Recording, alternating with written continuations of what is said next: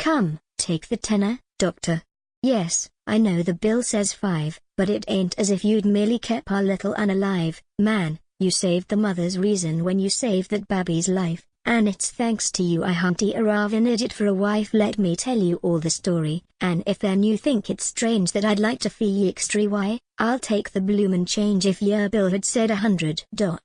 I'm a poor man, Doc, and yet he'd a slaved till I had squared it, and still been in yer debt. Well, you see the wife's got notions on a heap of things that ain't to be handled by a man as don't pretend to be a saint, so I minds the cultivation, smokes my pipe, and makes no stir, and religion and such pints I lays entirely onto her now. She's got it fixed within her that, if children die afore they've been sprinkled by the parson, they've no show for evermore, and though they're spared the pitchforks, and the brimstone, and the smoke, they ain't allowed to mix up there with other little folk. So when our last began to pine, and lost his pretty smile, and not a parson to be had within 100 mile, for there is a chapel down at Bluegrass Creek, you know, the clergy's there on duty only thrice a year or so. Well, when our yet unchristened mite grew limp and thin and pale, it would a cut you to the heart to hear the mother wail about her unregenerate babe, and how, if it should go, 'twould have no chance with them as had their registers to show their awful quiet she grew, and hadn't spoken for a week,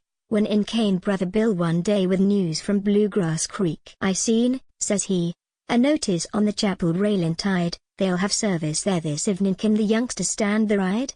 For we can't have parson here, if it be true, as I've heard say, there's a dyin' man as wants him more'n 20 mile away. So he hadn't time to finish ere the child was out of bed with a shawl about its body and a hood upon its head. Saddle up, the missus said.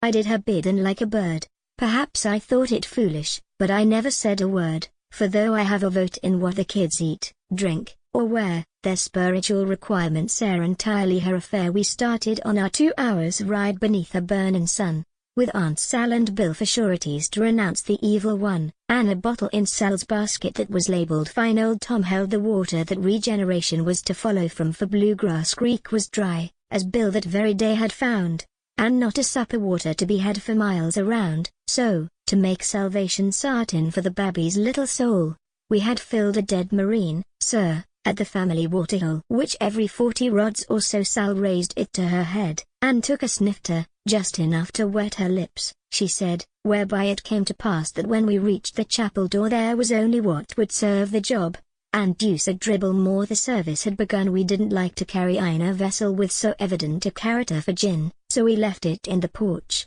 and, having done our level best, went down owned to being miserable offenders with the rest and nigh upon the finish, when the parson had been told that a lamb was white and there to be admitted to the fold. Rememberin' the needful, I gets up and quietly slips to the porch to see a swagsman with our bottle at his lips. Such a faintness came all over me, you might have then and knocked me down, sir, with a feather, or tied me with a hair. Doc, I couldn't speak nor move, and though I caught the beggar's eye, with a wink he turned the bottle bottom up and drank it dry, and then he flung it from him, being suddenly aware that the labor loaned was merely a delusion and a snare, and the crash cut short the people in the middle of amen, and all the congregation heard him holler sold again. So that christening was a failure. Every water flask was drained, even the monkey in the vestry not a blessed drop contained, and the parson in a hurry cantered off upon his mare, leaving baby unregenerate, and Mrs. in despair. That night the child grew worse, but all my care was for the wife. I feared more for her reason than for that wee spark o' life.